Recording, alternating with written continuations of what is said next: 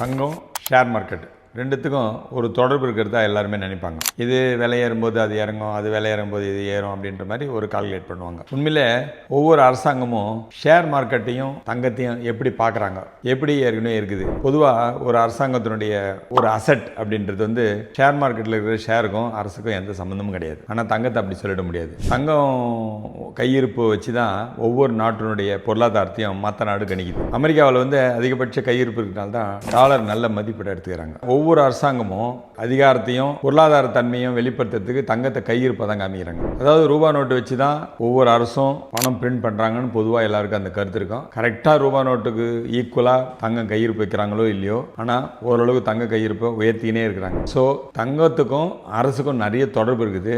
ஷேருக்கும் அரசுக்கும் பெரிய தொடர்பு வரி வருவாயை தர எதுவும் இல்லை. அரசு நேரடியாக எந்த பங்கும் தனியார் துறையில் அரசு முதலீடு பண்ணுறதில்லை. ஆனால் தங்கத்தை டன் கணக்கில் அரசு வாங்கி இருப்பு வச்சிருக்காங்க.